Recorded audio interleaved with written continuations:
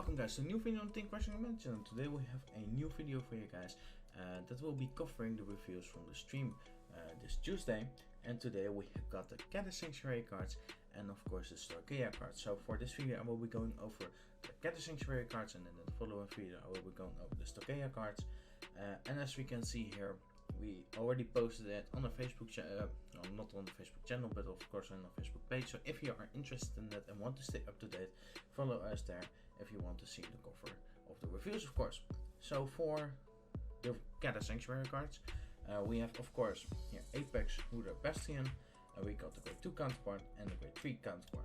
What's interesting about this type of starter or trial deck, how you want to call it, is that the trial deck only got like one grade 2 and the rest is all grade 3s in one. So the trial deck only contains 4 copies of the grade 2s, so it really needs to be a very good card to be able to only run 4 copies of it, of course. So as you can see here, here's the artworks of those. We have the grade 3 of course, the grade 2, the grade 1. As you can see, there isn't really anything interesting about them or new in that aspect, since they just have the personalized grades we already knew about. They have a very different symbol, I think, around the grade, which is really, I think it's really looks cool. And for everything like that, it seems they don't have any keywords. So unlike Dragon Empire and Dark States, they really have they don't really have their own gimmick around them, so that's quite interesting in that part. So they just decided to go with a skill instead of a whole mechanic around it. But let's see what their skills is. So for the grade 1, no wait, this is the grade 3. So Apex Ruler Bastion, that's the grade 3 counterpart, so that's this boy on the horse right here. It says during your turn, all of your grade 3 units get power plus 2k. So since this deck is really built around the fact that you're playing a lot of grade 3s, this is okay in that regard. Like, there are just starter decks, 2k is really nice, makes it so you have 50k beaters. And maybe if you're going first, then you're bashing into a 10k, which is okay in that regard. Then at the end of the battle, the drive check revealed a grade 3. Discard a card from your hand, choose one of your rare cards, stand it, and get power plus 10k. So unlike Dark Stage, which needs to wait a turn on grade 3, this immediately can go for the extra attack, but it costs a card from your hand, which I think is a really okay cost in that regard. It only gives one unit 10k, and discarding a card is okay since let me see, at the end of the battle that you grade drive check, at the end of the battle, so you can still discard the grade 3 of course that you drive checked into. So let's say for example you drive checked into the back of grade 3, which will be many, because I think there was like 10 to 13 or something like that grade 3s in this deck. You can just discard immediately and then get the resend off. And because the grade, which most of the time you will be resending the grade 3s in this deck, it also gains the continuous skill of Bastion, of course, where it gains power on that. So resending a 15k possibility and then resending into a 25, which hits your opponent for a 10k base, is really nice. But I think it's just a fair card. It's nothing really big, because you have to play a lot of grade 3s in this deck to reveal it, of course, after drive check. And revealing a grade 3 isn't really that big, since of course if you didn't reveal a trigger, then you don't really have to crit pressure, so in that regard it's okay. Then for the grade 2, of course, it's Knight of Heavenly Spear Hooks.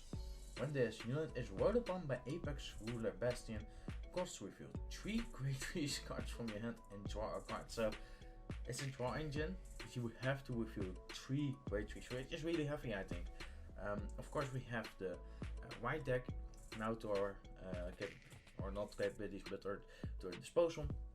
So with that you only have to mulligan for your grade 1 and your possible grade 3, or just discard them of course.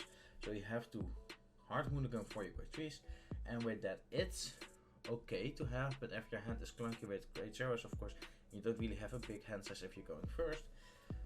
It can, I don't know, I think we have to see it in practice to know about how powerful this exact skill can be. And then his second skill, which is on the rearguard circle during your turn, if you have 3 or more grade 3 units, so your Vanguard and 2 rearguards of course, that's in the front row, then this unit can boost and power plus 5k. So it's a nice booster to have, since what you can do is attack grade 2 grade 3, unboosted, then swing in with your Vanguard, try to restand the unit and then boost with it for a very big calm, since the grade 3 will be 15k of course, then gets 10k from Bastion, then a 15k boost on top of it, which is then 40k, and that counts in that you haven't personalized in the turn yet. So a very big number you can make right there.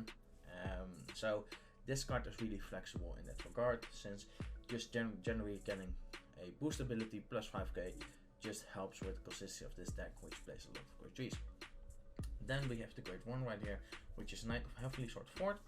It says when this unit is rolled upon by the grade 2 counterpart, reveal 2 grade 3s from your hand, and you get to call the top card of your deck if it's a unit card, and if it's not, you send it to the drop zone. So it already counts in the effect that if it's an order card, it's sent to the drop zone, which will of course already happen, but it's just for clarity's sake, I think.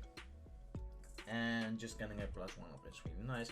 And with how many grade 3s you play in this deck, I think revealing 2 grade 3s is fine, since if you think about it, you have your grade 1, 2 and 3 that you possibly want to write into, and you only need to have like 1 extra grade 3 on your hand to activate the skill, which is not that bad since you play so many grade 3s. For a second skill, it says counter +1, choose one of your grade 3 Vanguards and gets power plus 5k. So for counter blast, give a little bit of power, which I think is okay, since this deck doesn't really use any counter blast so far. As we can see, we only have 3 cards, so it can differentiate a lot over time. But just giving your Vanguard 5k, so it already swings in for 18k, is okay, I think, for the fact that it makes magic numbers on itself. So 18k, if you personalize it's already 28, so you don't really have to commit any good boosting behind it to work with it. But still, just having 5k for counter blast in a deck that doesn't really use counter blast so far is okay. I think this is an okay skill. If you're going first, then 18 isn't really a magic number, so you want to have maybe a boost behind it, so you hit past the 26k with an 8k boost, so you have so you're swinging into your opponent's 10k. But I think these cards are okay. They're very okay-ish. They're middle of the pack, I think. But as we have seen, other clans also have really powerful effects, in the fact that Dragon Empire can swing in for huge numbers if they get the overdress cards, of course. Then Dark Zone, or not Dark Zone, Dark States, of course, can already swing in quite big and fast, or not fast in I mean in multiple occasions, because they can multi-attack with a sort of a Mordred skill. But that means they need to wait a turn, and this is middle of the pack, so they give a little bit of power and they swing in 1 extra time, which is just between Dragon Empire and Dark States, I think. So it's okay card, and that's really the review of this card. So hopefully you guys like this video, and comment down below if you have any questions, of course, and check out the Facebook channel if you're interested to stay up to date. So see you next time. Goodbye.